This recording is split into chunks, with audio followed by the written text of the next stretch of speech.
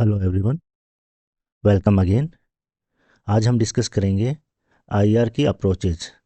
आपके जो कोर्स में जितनी भी अप्रोचेज दे रखी है उन सारी अप्रोचेज को इसमें कवर किया जाएगा वन बाय वन। ठीक है, ये वीडियो कोशिश किया जाएगा कि कम से कम एक्सप्लेन किया जाए और ज़्यादा से ज़्यादा आपको जो इन्फॉर्मेशन है वो कम टाइम में दी जाए, क्योंकि ये एक रिवीजन लेक्चर है। ठीक है, तो हम शुरुआत करते हैं सबसे पहले रियलिज्म से।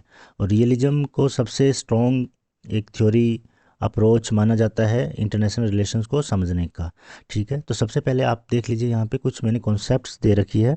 अगर किसी भी क्वेश्चंस में इससे रिलेटेड आता है तो आपको आइडेंटिफाई करना है कि अच्छा ये रियलिस्टिक पर्सपेक्टिव से ये जो कॉन्सेप्ट है, तो आप उस हिसाब से आंसर कर सकते हैं। तो सबसे पहले इसमें पावर पॉलिटिक्स की बात की जाती है। जितने भी स्टेट है वो पावर सीकर्स है। साथ साथ में इसमें सेकंड आपका जो कॉन्सेप्ट है वो है कि अनार्की।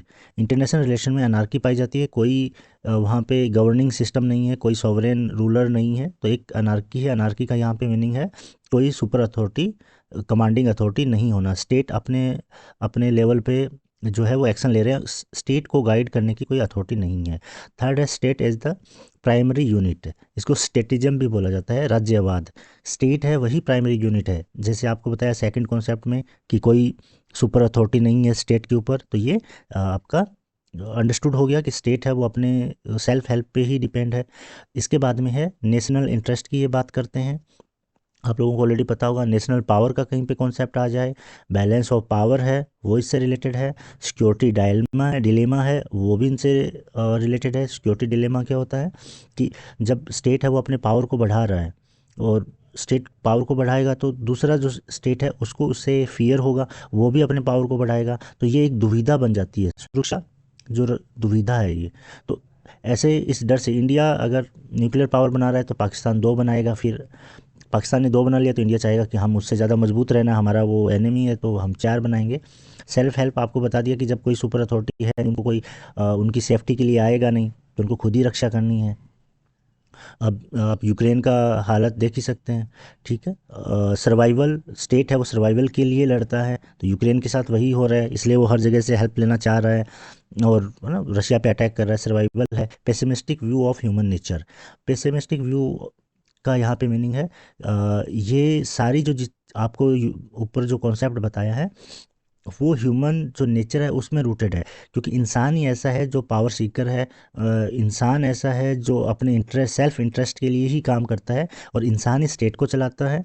जो गवर्निंग सिस्टम है, जो लीडर है किसी भी स्टेट का, वो तो कोई ना कोई तो इंसान होता है ना, ह्यूमन होता है। तो उसके ये नेचर से ही ये पॉलिटिक्स गवर्न होती है। ठीक है, अब हम बढ़ते हैं कि कैसे ये शुरुआत हुआ। सबसे पहले जो थिंकर था रियलिज्म का या रियलिस्टिक थिंकर माना जाता है वो थ्यूसिडाइस को माना जाता है।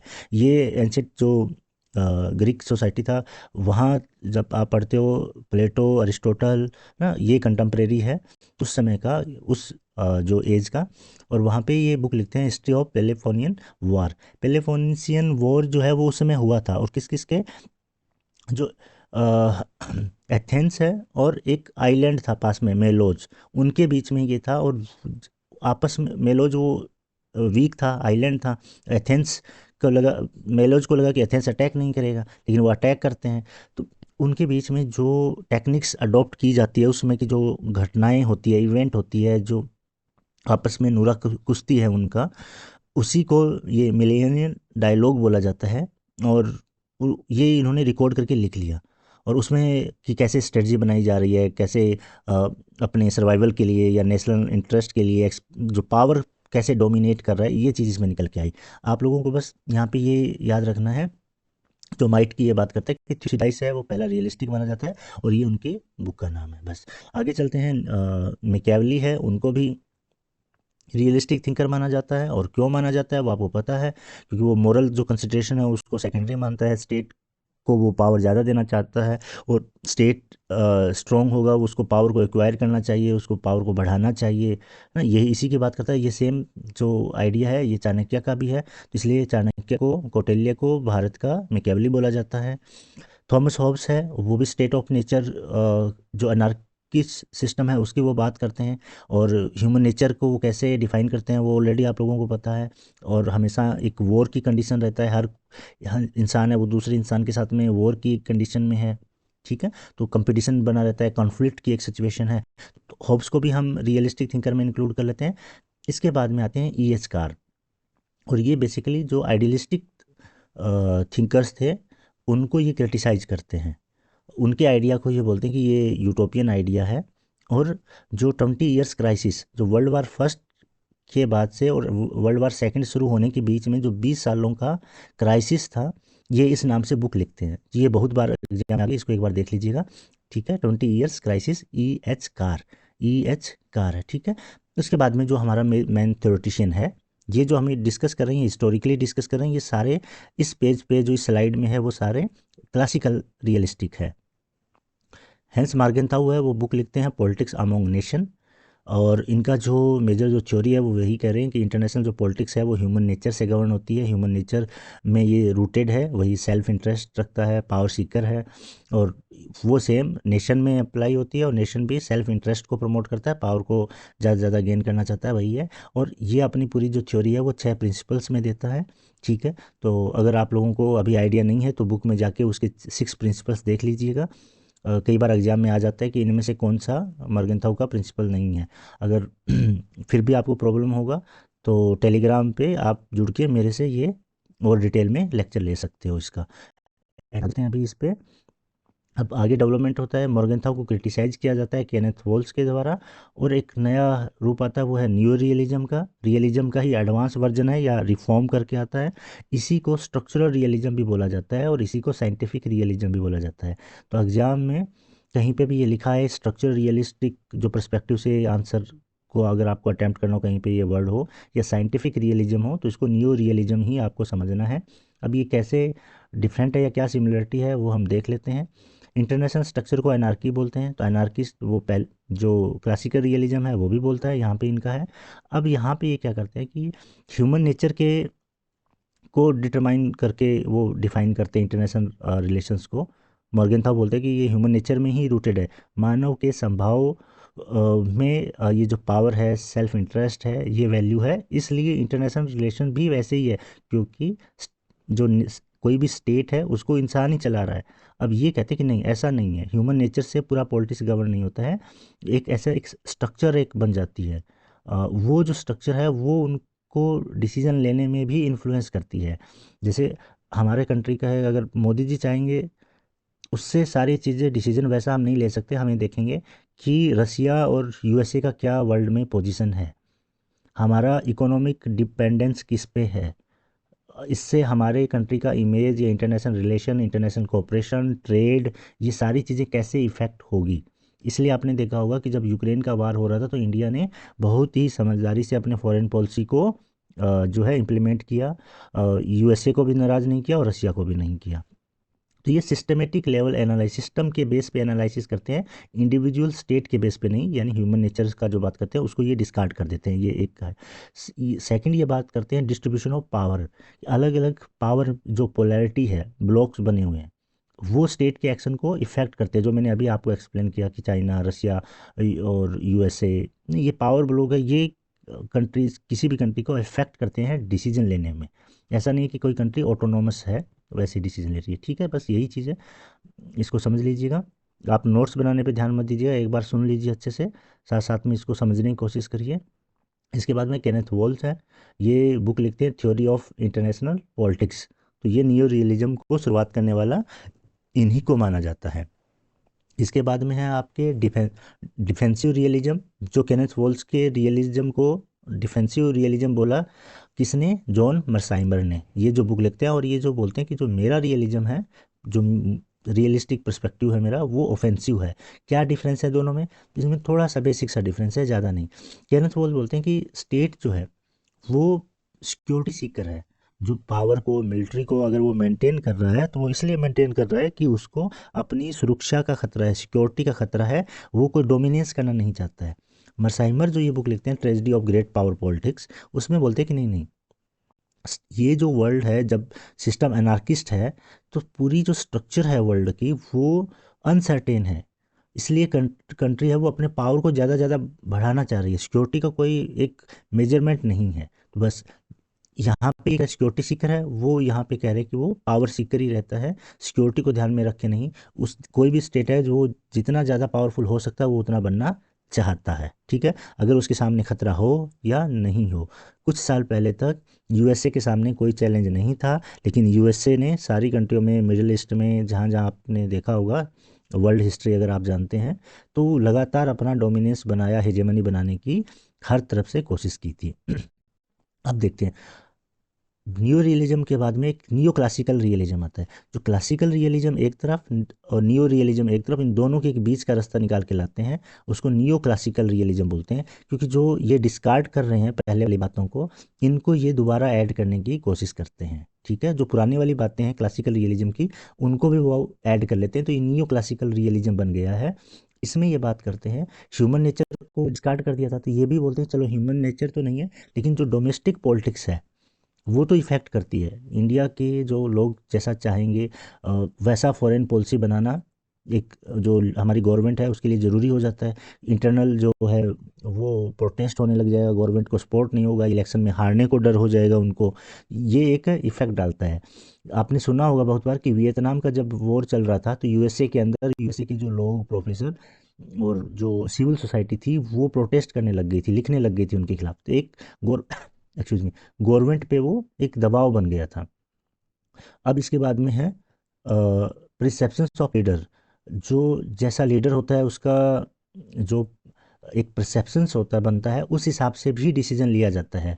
इंडिया की गवर्नमेंट जब एक रिलेशन बनाएगा स्पेन के साथ में, इटली के साथ में, वहीं पे रिलेशन बनाया जाएगा नॉर्थ कोरिया को लेके, कोई अगर डिसीजन लिया जाएगा तो हमारा जो डिसीजन होगा वो इफेक्टेड होगा, क्योंकि लीडर्स अलग अलग है, उनका अपना अलग अलग आउटलुक है। ऐसे ही डोमेस्टिक पॉलिटिक्स में मोदी जी जो डिसीजन बना रहे हैं उसका एक अलग इम्पैक्ट है, जैसे ट्रम्प को लेके है। और अगर दूसरा कोई प्राइम मिनिस्टर होता तो उसको लेके जो दूसरी कंट्रियां हैं वो उनको अलग तरीके से देखती हैं। ये चीज़ हो गई। इसके साथ साथ में इंटरनेशनल स्ट्रक्चर। तो अब आप देखिए कि ये जो चीज़ें हैं, लीडर्स का परसेप्शन वाला, डोमेस्टिक जो पॉलिटिक्स वाला, ये ले लिया हमने क्लासिकल रियलिज्म से, और इंटरनेशनल स्ट्रक्चर को ये एक्सेप्ट करते हैं, इसको ले लिया नियो रियलिज्म से। तो ठीक है, ये यहाँ पे इन्होंने इस तरह से एक्सप्लेन किया है। अगर आ जाए एग्जाम में कि ये जो टर्म है, ये कॉन्सेप्ट किसने दिया, तो आप इसको रोजे को याद कर लेना कि गिडॉन रोजे ने ये जो है ना टर्म है, इसको कॉइन किया। और इसके जो सबसे बड़े एडवोकेट है वो फ्रीद जकारिया है। जकारिया, मैंने पहले भी लेक्चर में आपको बताया, बहुत इंपॉर्टेंट ये थिंकर है, शायद ये पॉलिटिकल कल्चर के पार्ट में आए थे। तो जकारिया को याद रखना है। ये किस, इनकी बुक है फ्रॉम वेल्थ टू पावर, 1998 में लिखा था। देखिए, न्यू क्लासिकल रियलिस्टिक है, फरीद जकारिया, अच्छे से याद कर लीजिएगा। बुक है from wealth to power, exam में ये अक्सर आती रहती है, इसलिए इसको थोड़ा सा याद रखना है। और ये क्या कह रहे हैं कि जो स्टेट का जो कैपेसिटी है, तो state capacity mediates between international pressure and state behaviour. जो अभी आपको ऊपर मैंने एक्सप्लेन किया, इसी चीज़ को इसने अपने उसमें एक, यहाँ पे हमने दोबारा इसको रिवाइज कर लिया है कि स्टेट का जो कैपेसिटी है, पावर है, वो किस से जो है इफ़ेक्ट होता है, इंटरनेशनल प्रेशर क्या पड़ रहा है और स्टेट का क्या बिहेवियर है, उसके उससे वो स्टेट की कैपेसिटी है, उसके बीच में वो कहीं ना कहीं सिचुएट करती है। क्या, ठीक है, बेसिक सी चीज़ें हैं, ज़्यादा इसमें कुछ है नहीं आप परेशान होने वाली बात। अब आता है मोटिवेशनल रियलिज्म। ये आपके लिए थोड़ा बोनस पॉइंट है, यहाँ पे ये एक नया है, क्या पता है ना एग्जाम में आ जाए, तो थोड़ा सा यहाँ पे इसको याद कर लीजिएगा कि ये सच वेलर है, ये इनका कॉन्सेप्ट है। और ये जो नियो क्लासिकल जो रियलिस्टिक जो सोच रहे थे, या ट्रेडिशनल रियलिस्टिक जो क्लासिकल और नियो रियलिस्टिक सोच रहे थे, उन दोनों को डिस्कार्ड कर देते हैं कि ऐसा नहीं है कि वो सिक्योरिटी सीकर है, स्टेट उसी के लिए काम करते हैं। ये यहाँ पे एक अपनी जो है ना टर्म, उसको वो कॉइन करते हैं कि balance of interests, not just power. तो पहले वाले को ये क्रिटिसाइज करते हैं और अपना बताते हैं कि जो उनके जो हित है उनके बीच में कैसे सामंजस्य बने, उनके हित है वो कैसे फुलफिल हो, उसके लिए वो जो स्टेट है वो अग्रसर रहता है, उसके लिए वो काम करता है। वो दो तरह के स्टेट को जो है वो, उसको दो तरह के स्टेट है वो क्लासीफाई करता है। एक स्टेट है स्टेटस क्यो स्टेट्स, दूसरा है रिविजनिस्ट स्टेट। अब आपको देखना स्टेटस क्यो स्टेट क्या होता है। वो होता है कि जो जो सिस्टम चल रहा है उसी को वो बनाए रखना चाहता है। रिविजनिस्ट स्टेट वो होते हैं जो सिस्टम को बदलना चाहते हैं, जो अभी जो ऑर्डर बना हुआ है उसको वो बदलना चाहते हैं। ठीक है, इनकी बुक है deadly imbalance, tripole polarity and Hitler's strategy of world conquest. वो जो नाजी जर्मनी था उस समय का, हिटलर के टाइम का, उसको वो स्टडी करते हैं कि वर्ल्ड कैसा था। अलग अलग जो पोलर में डिवाइड था, 3 पोल हो गए थे। एक यूएसएसआर इमर्ज हो रहा था, उधर एक कैपिटलिस्ट ब्लॉक था ही, और तीसरा ये फासिस्ट और नाजी एक ब्लॉक बन गया था। तो क्या सिचुएशन हुआ, क्यों ये सेकेंड वर्ल्ड वॉर हुआ, तो उसका जो स्टडी करते हैं उससे ये निकल के आते हैं। तो मोटिवेशनल रियलिज्म सचवेलर का है। बैलेंस ऑफ इंटरेस्ट की ये बात करते हैं। स्टेटिको और रिविजनिस्ट स्टेट दो में ये डिवाइड करते हैं स्टेट को, और ये बताते हैं कि कैसे ये काम करता है। तो इनकी जो उन्होंने दिया कि स्टेट है वो 4 स्टेट में ये डिवाइड करते हैं, किसी 4 सिचुएशंस में। एक होता है कि जब स्टेट कैसे बिहेव करता है लोएंस की तरह। तो लोएंस की तरह कौन सा होगा, जो सबसे बड़ा स्टेट होगा, जो हेजेमन होगा, जिसका उसमें अभी हेजेमनी है, सारा जो कंट्रोल है वो उसके पास में है, सबसे पावरफुल वो है। तो वो नहीं चाहेगा कि इसमें कुछ बदलाव हो, क्योंकि वो तो ऑलरेडी किंग है, लॉयन है, तो वो तो बदलना नहीं चाहेगा। दूसरा बोलता है वुल्फ्स। इसमें ये बोलता है कि ये जो स्टेट है ये बदलना चाहते हैं, ये पावरफुल बनना चाहते हैं, ये रिविजनिस्ट स्टेट है। जो आपको बताया ऊपर, एक स्टेटो वाला स्टेट है, एक रिविजनिस्ट स्टेट है, दो को ये मेजरली डिफाइन करते हैं, और ये कहते हैं कैसे बिहेवियर है। तो वोल्फ वाला है वो बदलना चाहते हैं। देखो, आप अभी यूएसए को लॉयंस मान लेते हैं, चाइना है उसको रिप्लेस करना चाहता है, वो वोल्फ मान लेते हैं। लैम्स जो मेमने हैं, वो ऐसा कमज़ोर स्टेट जिनसे सिस्टम को कोई इम्पैक्ट ही नहीं पड़ता, उनके एक्शन लेने से, नहीं एक्शन लेने से। ठीक है, जैसे भूटान हो गया, नेपाल हो गया। अब इससे कोई इंटरनेशनल रिलेशन में कोई ऐसा इम्पैक्ट, इंटरनेशनल सिस्टम में ऐसा कोई इम्पैक्ट नहीं पड़ेगा। ठीक है, कि उनके कोई एक्शन लेने से, या उनके कोई पॉलिसी डॉक्यूमेंट या फॉरेन पॉलिसी में कोई अनाउंसमेंट कर दे। लेकिन वहीं पे अगर चाइना अनाउंसमेंट कर देता है साउथ चाइना सी में, वो अपना पावर को और एक्सपेंड करने के लिए एरिया पे जाएगा, या वहाँ पे मिलिट्री बेस बना रहा है, तो वो इंडिया, जापान, ये जो क्वाड कंट्री है उनके लिए कंसर्न का बात होगा। फिर है जेकल्स, जो फोर्थ वाला है, उसमें ये बता रहे हैं कि अपॉर्चुनिस्टिक स्टेट्स होते हैं वो किसी न किसी जो रिविजनिस्ट जो पावर है उसके साथ में मिलके अपना पावर को वो बढ़ाना चाहते हैं।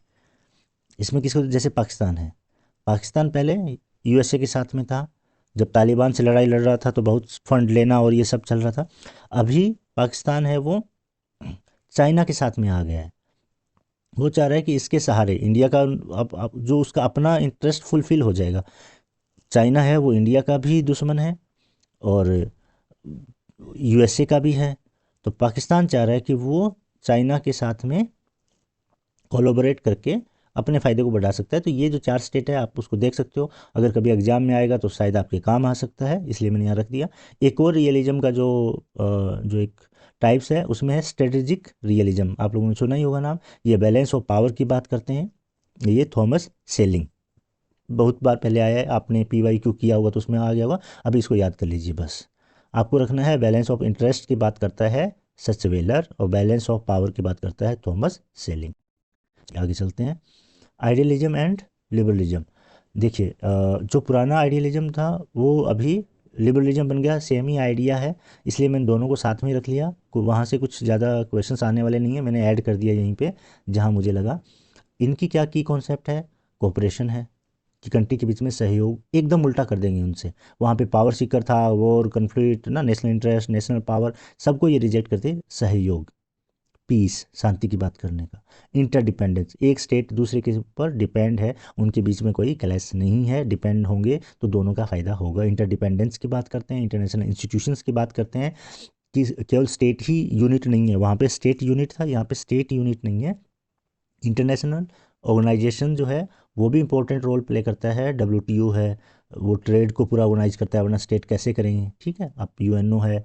डेमोक्रेटिक पीस थ्योरी भी इसी का पार्ट है। डेमोक्रेटिक पीस थ्योरी कि इस सिंपल सा इनका कहना है कि डेमोक्रेसी जहाँ जहाँ पे होगी, या दो डेमोक्रेटिक स्टेट है वो आपस में कम कन्फ्लिक्ट में जाएंगे, कम वॉर में जाएंगे। अगर जो नॉन डेमोक्रेटिक स्टेट होते हैं वो ज़्यादा कन्फ्लिक्ट में जाते हैं। क्या लोकतंत्र है वो लोकतांत्रिक कंट्रियाँ कम संघर्ष करेगी और अलोकतांत्रिक कंट्रियाँ जो है वो ज़्यादा संघर्ष करती है। जैसे इंडिया और ब्रिटेन के बीच में, यूएसए के बीच में डायरेक्ट कन्फ्लिक्ट होने का चांस कम है, अटैक करने का चांस कम है।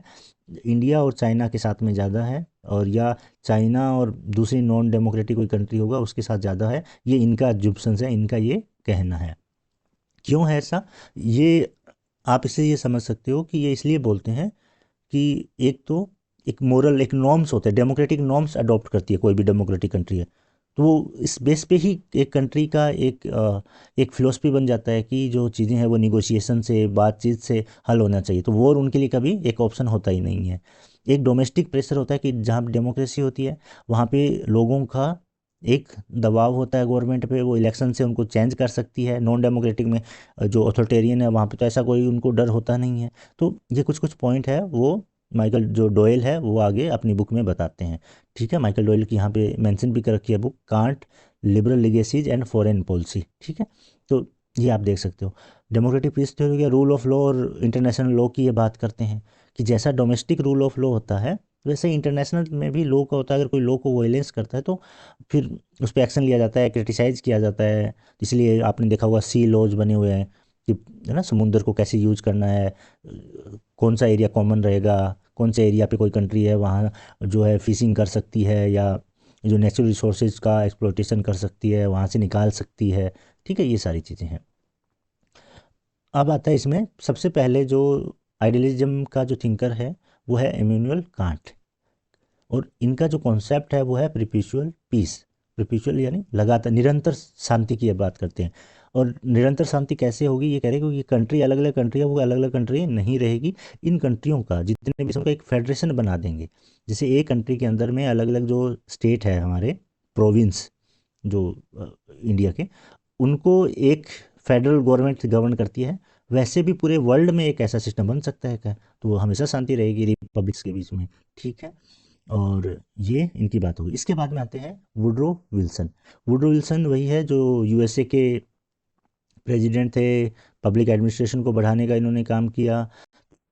जब वॉर हो रहा था तो वॉर के टाइम में फर्स्ट जो वर्ल्ड वार हुआ उसके बाद में उन्होंने एक 14 पॉइंट्स लिखा। 14 पॉइंट्स में एक ये भी था कि एक ऐसा इंस्टीट्यूशन बनाया जाए ऐसे वॉर जो है वो फिर से नहीं हो। तो लीग ऑफ नेशन का जन्म वहाँ से होता है। इसके साथ साथ में दूसरे थे कि जो कॉलोनीज है उनको आज़ाद किया जाए। ठीक है, तो 14 पॉइंट्स किससे रिलेटेड है वो याद रखना है आपको। और लीग ऑफ नेशन का जो एडवोकेसी करने वाले जो इंसान है पहले, वो वुडरो विल्सन है। इसके बाद में आते हैं माइकल डोयल। ये जो यहाँ पे देखिए आप, जो वुडरो विल्सन और इमैनुअल कांट की बात की है, ये आइडियलिज्म में विश्वास करने वाले होंगे, पुराने लोग हैं। इसी चीज़ को ये लिबरलिज्म में हम आ जाते हैं।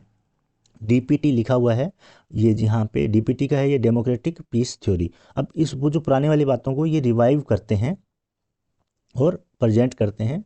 तो कांट की जो बुक जो सॉरी डोयल की जो बुक है वो क्या है, Kant, liberal legacies and foreign policy. International relations में ये बुक काफ़ी फेमस है।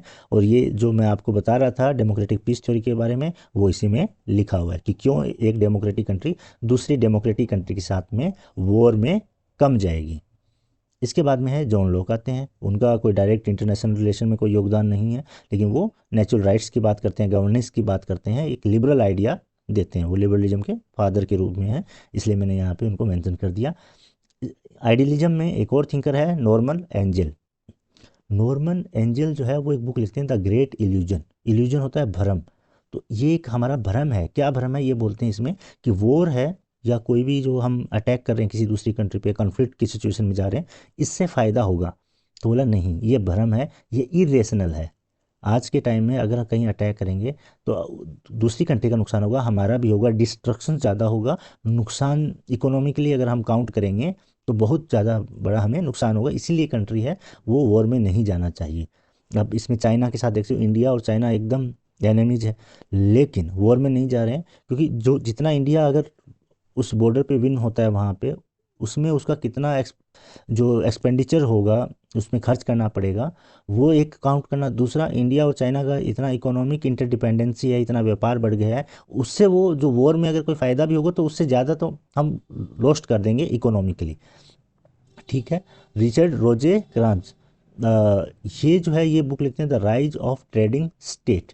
सेम चीज़ कह रहे हैं कि अभी जो स्टेट है वो व्यापारिक स्टेट बन गए, व्यापार करने वाले ट्रेडिंग स्टेट है, इकोनॉमिक इंटरडिपेंडेंस बढ़ती जा रही है, इकोनॉमिक जो रिलेशन वो स्ट्रॉन्ग होते जा रहे हैं। तो अब हमें वॉर में, या जो ये रियलिस्टिक बात करते हैं कि कन्फ्लिक्ट करता है मिलिट्री पावर को बढ़ाना, उस सेंस में ये वर्ल्ड को नहीं देखते हैं। ठीक है, इसमें तो कोई मुश्किल वाली बात है नहीं। अब आते हैं आपके और मेजर, जो एग्जाम के लिए ये बहुत इंपॉर्टेंट है, रॉबर्ट कोहेन एंड जोसेफ नाई। ये दो लोगों ने मिलकर एक बुक लिखा, बहुत ही वो फेमस हुआ। इनकी अपनी अलग अलग भी इन्होंने बहुत सारा चीज़ लिखा है, वो भी आप लोग देख सकते हो। यहाँ पे इनका बुक है पावर एंड इंटरडिपेंडेंस, और इसमें ये एक देते हैं कॉन्सेप्ट कॉम्प्लेक्स इंटरडिपेंडेंस का। ये बार बार आता रहता है, कॉम्प्लेक्स इंटरडिपेंडेंस। और इसका क्या मीनिंग है, कॉम्प्लेक्स इंटरडिपेंडेंस का जो मीनिंग वो यही है कि एक कंट्री दूसरे कंट्री पे इकोनॉमिकली डिपेंड हुआ, उसके साथ साथ में उसके इकोनॉमिक्स के साथ में टेक्निकल असिस्टेंट लेने लग गए, एनर्जी का भी एक सेक्टर खुल गया, माइग्रेशन एक कंट्री का दूसरे कंट्री में हो गया। तो मल्टी लेयर उनके ये डिपेंडेंस हो गई है। अब ये नहीं है कि अगर हम कहीं पे वॉर करेंगे तो हमें एक ही फील्ड का नुकसान होगा, हमारे पूरे रिलेशन टूट जाएंगे, और इतना ज़्यादा कॉम्प्लेक्स इंटरडिपेंडेंस होगी कि हम वॉर का जाने के लिए सोचेंगे ही नहीं। ठीक है, एमएनसी यहाँ पे खुल गए हैं, फॉर एग्जांपल जो बाहर की कंट्री है, कोरिया की, कोरिया वॉर में नहीं जाना चाहिए क्योंकि उसको इंडिया में बहुत सारे प्लेसेस पे उनकी कंपनीज लगी हुई है। उसके साथ साथ में और जो लोग हैं वो जॉब करने आ गए ना, ट्रेड बढ़ा हुआ है। तो ये ठीक है, आप समझ गए होंगे, इंटरडिपेंडेंस हो गया, वो भी कॉम्प्लेक्स है। एक एक ही जो एरिया में डिपेंडेंस नहीं है, मल्टीपल एरिया में डिपेंडेंस है, बस ये है। और नॉन स्टेट का एक्टर जो है, नॉन स्टेट एक्टर, उनका रोल बढ़ गया। नॉन स्टेट एक्टर क्या है, ये जो इंटरनेशनल ऑर्गेनाइजेशन है, सिविल सोसाइटी है, इंटरनेशनल एनजीओ है, एमएनसी है, इनका रोल बढ़ गया है। इसलिए जो ये डिफाइन करते हैं रियलिस्टिक, वैसा अब इंटरनेशनल सिस्टम नहीं रहा है। और जोसेफ नाई का, जो नाई की जो बुक है, याद बुक नहीं, कॉन्सेप्ट जो और है याद रखना है, वो देते हैं सॉफ्ट पावर का। तो अगर एग्जाम में आता है सॉफ्ट पावर किसका है, तो आपको करना है जोसेफ नाई को। स्मार्ट पावर की बात करते हैं, पहले सॉफ्ट देते हैं, फिर ये बोलते हैं नहीं हार्ड पावर तो हार्ड ही रहता है, तो इसके ये मिक्स करके स्मार्ट पावर की बातें करने लग जाते हैं। ठीक है, अब आगे बढ़ते हैं। कार्ल ड्यूच, ये आपने बार बार पढ़ा होगा, कम्युनिकेशन में भी आते हैं। और यहाँ पे ये political community and the north Atlantic area, ये बुक लिखते हैं। और इसमें ये देते हैं सिक्योरिटी कम्युनिटी की, कि अभी जो कम्युनिटी जो डेवलप हो रहा है, जो कम्युनिकेशन और इनके सबके जो ना ट्रेड और ये ग्लोबलाइज जैसे होते हैं, तो उससे क्या हो रहा है, सिक्योरिटी कम्युनिटी एक डेवलप हो गई है। तो आपको यहाँ पे याद रखना है सिक्योरिटी कम्युनिटी किसके साथ एसोसिएट है, तो कार्ल ड्यूच के साथ में है। रॉबर्ट कोहन ने, ये जो रॉबर्ट कोहन है, इनका अपनी बुक है आफ्टर हेजेमनी, जो आप देख समझ रहे हो बुक का भी ये कैसे है। और वो ये कह रहे हैं कि इंटरनेशनल इंस्टीट्यूशंस है वो जो अनार्कियल जो सिस्टम था उसको ओवरकम करने में हेल्प करते हैं। ये मानते कि हाँ अनार्की है, इंटरनेशनल लेवल पे कोई भी गवर्निंग अथॉरिटी नहीं है, लेकिन फिर भी जो अनसर्टेनिटी है, जो डर है वॉर होने का या कोई गवर्नमेंट नहीं है, उसको इंटरनेशनल जो इंस्टीट्यूशंस है वो कम कर दे रहे हैं। उनके जो रूल रेगुलेशन उनके साथ में अगर नहीं रहेंगे तो जो होने वाला नुकसान है वो हमें बचाता है। वो एक ट्रस्ट को डेवलप करता है, जिससे यूएनओ ने काफ़ी हद तक किया है कि सारी कंट्री वहाँ बैठ के डिबेट करती है, एक कंट्री अटैक करती है तो दूसरी कंट्री है ना उसके बारे में रेजोल्यूशंस पास करती है। या डब्ल्यूटीओ है जो ट्रेड से रिलेटेड जो है ना डिस्प्यूट है उनको दूर करने का काम करेगा। ऐसे रीजनल ऑर्गेनाइजेशन हो गया, इंडिया का नहीं चाइना के साथ में ना अच्छे रिलेशन नहीं है, तब भी हम ब्रिक्स में, एससीओ में, कितने सारे ऑर्गेनाइजेशन में उनके साथ में बात करते हैं। पाकिस्तान है, सार्क हो गया, एससीओ हो गया, इसमें एक साथ ना कंट्री आ जाती है। तो इंटरनेशनल जो इंस्टीट्यूशंस है उनका रोल है ट्रस्ट को बिल्ड करने में। ठीक है, इसमें ज़्यादा कुछ डिस्कस करने, बस ये स्लाइड है आपके पास में, पीडीएफ होना चाहिए, या फिर आप बाद में इसको अपने नोट्स बना सकते हो, इसको देख के एक बार। पीडीएफ चाहिए तो आपको, आप है वो टेलीग्राम से ले सकते हो, और टेलीग्राम का लिंक नीचे दिया होगा, तो आप उससे जाके आप टेलीग्राम चैनल को ज्वाइन कर लीजिए और वो पूरा पीडीएफ मिल जाएगा। इसको एग्ज़ाम में जाने से पहले एक दो बार फिर देख लीजिएगा, आईआर की जितने भी अप्रोचेज है उससे आपका क्वेश्चन है वो गलत नहीं होगा। अभी ये जो आपको देख के लग रहा होगा कि है ना ठीक ठाक ये कवर हो रहा है आपका जो सिलेबस में जो दे रखा है वो, और वही चीज़ें यहाँ पे जो मोस्ट इंपॉर्टेंट है बार बार आने वाली है उन्हीं को इंक्लूड किया है। तो आप समझ सकते हो कि एक स्लाइड में एक जो लिबरलिज्म को ख़त्म करना बहुत मुश्किल है, एक या दो स्लाइड में। इस पे अलग से हमारा 2-3 लेक्चर हो सकते हैं, वहाँ पे मैंने इतने कंसाइज रूप में मैं लेके आया हूँ। तो ठीक है, आपको इसको अच्छे से प्रिपेयर कर लेना है। इंग्लिश स्कूल की बात करते हैं। रियलिज्म और जो लिबरलिज्म के बीच का ये रास्ता निकालते हैं दोनों का।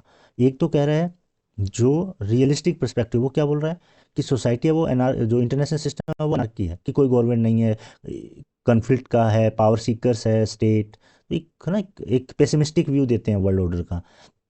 और दूसरा बात करते हैं कि ऑर्डर का। ऑर्डर यहाँ मीनिंग है एक सिस्टम से, कि रूल ऑफ लॉ है, इंटरनेशनल जो इंस्टीट्यूशंस है वो गवर्न कर रहे हैं, इंटरडिपेंडेंसी बढ़ गई है, तो सब अच्छा है, पीस का एक कंडीशन है। और ये इन दोनों की बात करते हैं कि नहीं नहीं ऐसा नहीं है, अनार्किस्ट सोसाइटी है लेकिन अभी सोसाइटी ऑफ स्टेट बन गया है। अनार्किस्ट सोसाइटी से सोसाइटी ऑफ स्टेट बन गए हैं। समझ में आ रहा है ये लाइन? इसको आपको याद रखना है। इंटरनेशनल सोसाइटी जो इंग्लिश स्कूल है उनका बस यही है कि अब जो अलग अलग राज्य थे ना उनके बीच में कुछ ऐसे नॉर्म्स डेवलप हो गए हैं, कुछ रूल बन गए हैं, कुछ ऐसे इंस्टीट्यूशंस उभर के आ गए हैं जिससे वो ये जो इंटरनेशनल सोसाइटी ये क्रिएट हो जा रही है। तो एक अलग तरह का ये स्ट्रक्चर को बात करें, एक बैलेंस बन गया है कि जो रियलिज्म वाले जो पावर को सोच रहे थे और लिबरल वाले जो थिंकर्स हैं वो नॉर्म्स और इंस्टीट्यूशन को सोच रहे थे, उनके बीच में ला के रख देते हैं। इसमें 3 ट्रेडिशंस देखने को मिला है। इन तीनों ट्रेडिशंस के नाम आपको याद होना चाहिए, ऑप्शन में देने से आसान हो जाएगा उनको, कि एक और कोई चीज़ ऐड कर देंगे ऐसी ही सेम और 3 ये दे देंगे कि इनमें से कौन सा ट्रेडिशंस नहीं है इंग्लिश स्कूल का। तो आपको अगर ये आएगा तो आप आराम से अपना आंसर कर सकते हो। पहला जो एक ट्रेडिशन है वो है रियलिस्टिक या प्लूरलिस्टिक बोलते हैं उसको, कोई भी नाम आ सकता है, यथार्थवादी या बहुलवादी। इसका अर्थ ये कि ये हेडले जो बुल है वो, इसके हेडले बुल है वो सबसे बड़े इसके एडवोकेट हैं।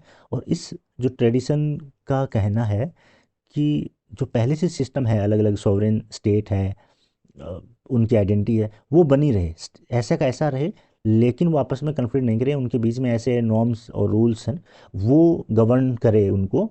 तो ये रियलिस्टिक पर्सपेक्टिव, कि रियलिज्म के थोड़ा पास में रहता है, रियलिज्म की साइड वाला रहता है, लेकिन ये कह रहा है कि उसके बीच में गवर्न करने के लिए कुछ नॉर्म्स डेवलप हो जाए, कुछ रूल्स हम सेट कर दें। दूसरा है लिबरल। यहाँ पे रियलिस्टिक क्यों है? क्योंकि स्टेट को रख रहा है, स्टेट को एलिमिनेट नहीं कर रहा है, उसके पावर को कम नहीं कर रहा है। और जहाँ पे स्टेट को करेगा वो रियलिज्म है। आपको पहले बताया था ना कि स्टेट है वो प्राइमरी यूनिट है, स्टेटिज्म जिसको बोलते हैं, राज्यवाद, वो रियलिज्म की पहचान है।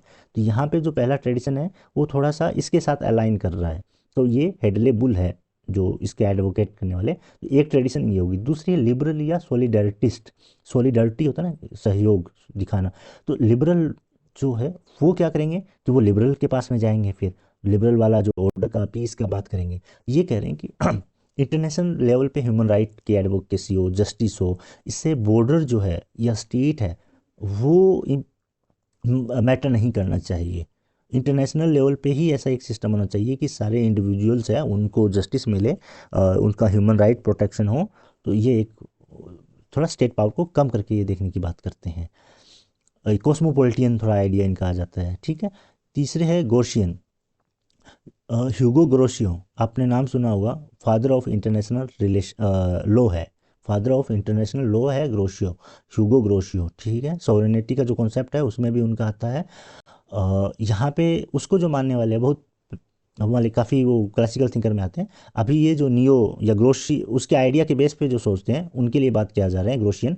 वो ये बात करते हैं कि जो हमारा एक मिडिल ग्राउंड हमें रख लेना चाहिए, कि ऐसा एक कॉर्पोरेट का, कि शेयर नॉर्म का एक मिडिल। तो एक हो गया जो थोड़ा सा रियलिज्म के पास में सोचने वाले इंसान है, एक हो गया ट्रेडिशन जो लिबरलिज्म की ओर सोचने वाले हैं, एक इनके बीच की बात करने वाले हैं। हालांकि आपने देखा होगा कि इंटरनेशनल सोसाइटी थ्योरी इसको बोलते हैं इंग्लिश स्कूल को, क्योंकि ये सोसाइटी की यहाँ पे बात कर रहा है। ये खुद ही एक मिडिल ग्राउंड है रियलिज्म और लिबरलिज्म के बीच में, लेकिन थोड़ा थोड़ा इनका जो साइड है, तो यहाँ पे हमने 3 कहा है। और आपको बस यही एग्जैक्ट जो नेम है वो आपको याद होना चाहिए, क्योंकि ऑप्शन आएगा तो वो इसी को यूज करेगा, रियलिस्टिक, लिबरल, गॉसियन या प्लूरलिस्टिक, सोलिडरिस्टिक और गॉसियन।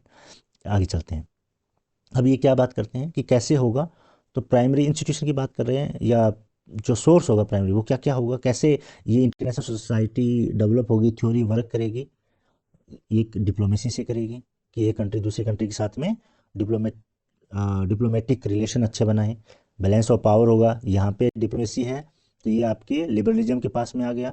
बैलेंस ऑफ पावर है वो रियलिज्म के पास में चला गया। सॉवरेनिटी है वो रियलिज्म के पास में चला गया। इंटरनेशनल लॉ है वो आपके लिबरल आइडिया के पास में चला गया। तो ये आप देख रहे हो, ये सोर्स होगा। अगर आ जाए कि इंग्लिश स्कूल किस चीज़ की जो एडवोकेट करता है, तो आप डिप्लोमेसी उसमें से एक है, ठीक है, और तो ये सब मिलता है, या इंटरनेशनल लॉ है।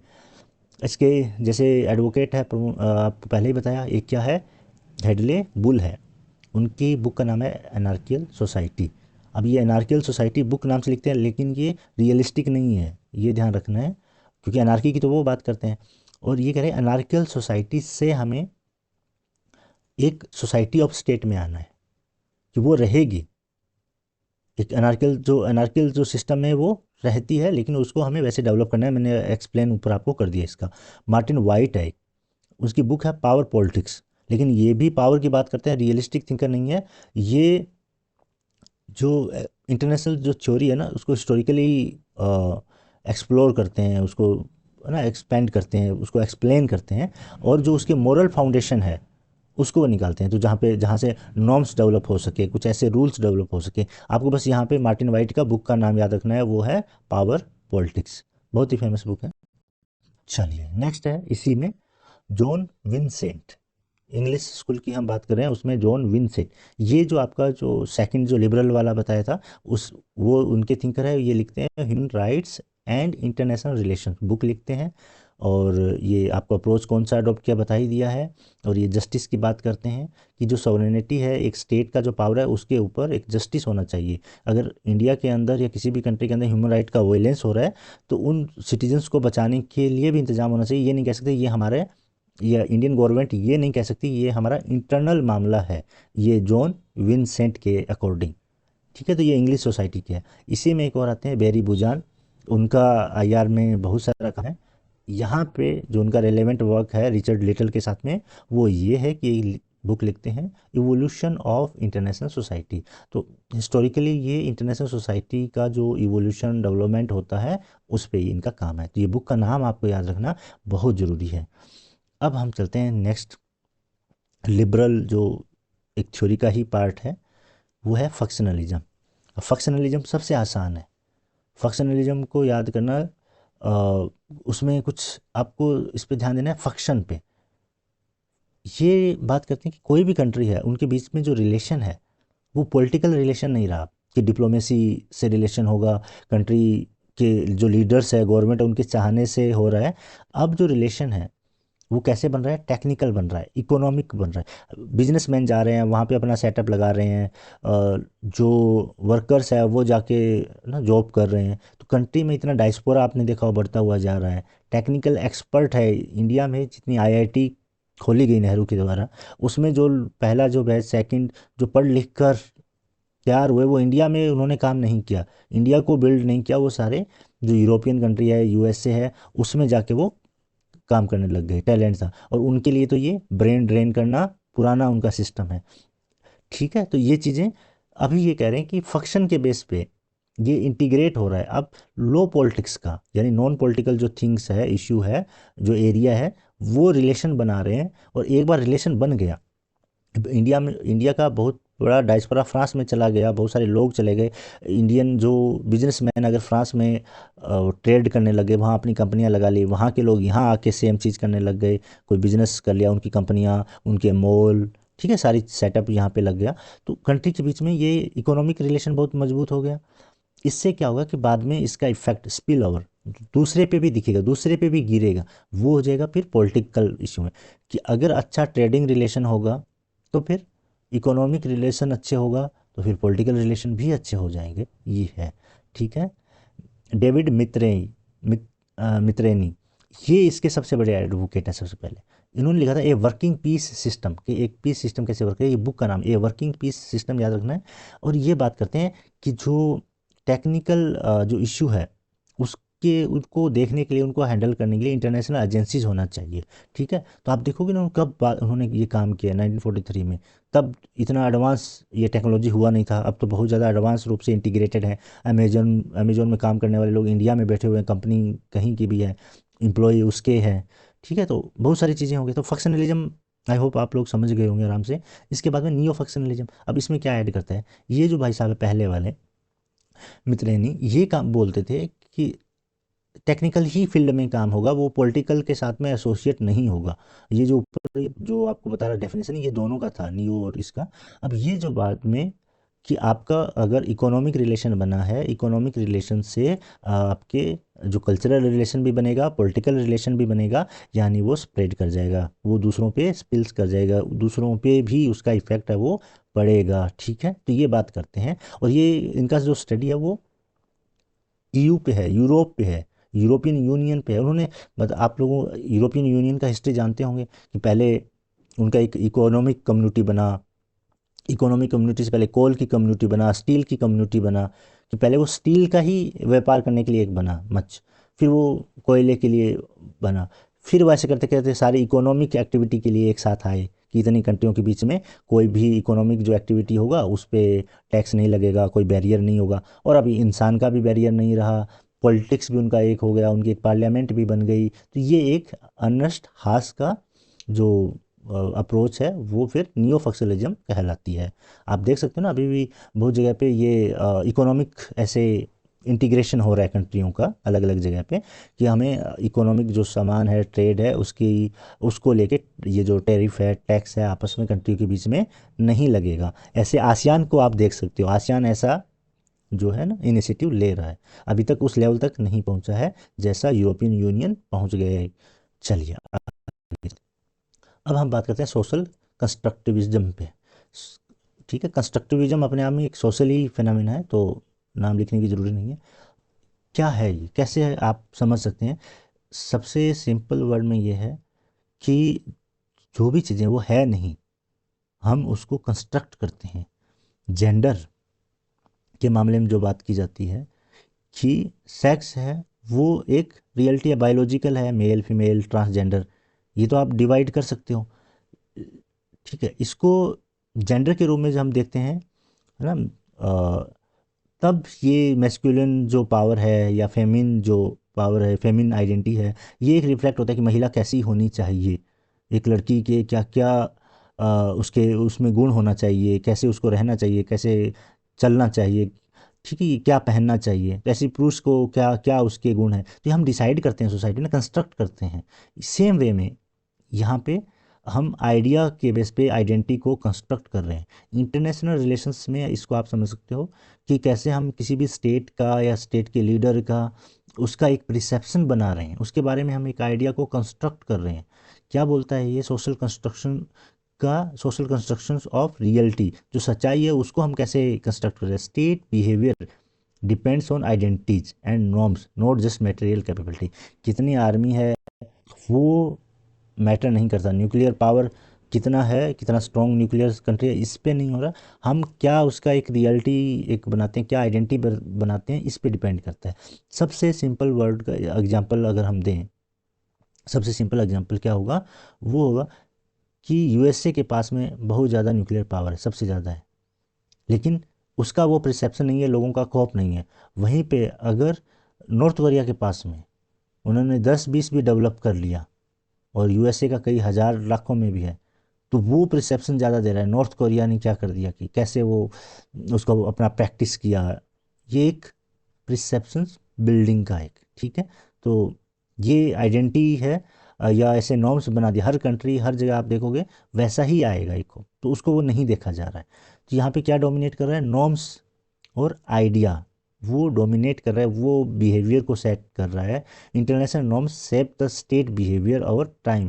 जैसे ह्यूमन राइट नॉर्म्स ऐसे बन गया, कोई भी कंट्री में अगर वो अपने ही लोगों का या जो गवर्नमेंट के खिलाफ कोई आवाज़ उठा रहा है जहाँ पे डेमोक्रेसी नहीं है, वो अटैक भी करते हैं, तो ये नहीं बोलेंगे कि ये हम ये एक्शन ले रहे हैं लोगों पे। एक इंटरनेशनल प्रेशर बनता है कि अच्छा वहाँ के जो अब जो किसान आंदोलन हुआ इंडिया में, उसका आपने देखा होगा कि इंटरनेशनल रिलेशन में कैसे इंटरनेशनल कम्युनिटी में कैसे रिएक्शन रहा, इंडियन गवर्नमेंट ने, हमारे फॉरेन मिनिस्टर ने उनको कैसे काउंटर किया, क्योंकि जवाब देना पड़ा उनका। तो स्टेट का एक बिहेवियर बन जाता है। अगर लगातार ऐसी चीज़ें होता होगा तो वो स्टेट को हम अच्छा नहीं मानेंगे, कहेंगे नहीं ये स्टेट है, वो डेमोक्रेटिक स्टेट नहीं है। जैसे हम चाइना के बारे में, रशिया के बारे में, कि एक अलग इमेज उनका, एक आइडेंटिटी बन रही है। तो आइडेंटिटी कैसे, state act based on their identities. अगर कोई डेमोक्रेटिक आइडेंटिटी है तो वो हमारी फॉरेन पॉलिसी डेमोक्रेटिक रहेगा। अगर किसी का नॉन डेमोक्रेटिक अथॉरिटेरियन है तो उसकी फॉरेन पॉलिसी वैसा होगा। इंडिया का जो फॉरेन पॉलिसी है, क्या ऐसा नॉर्थ कोरिया का होगा? नहीं होगा। ठीक है।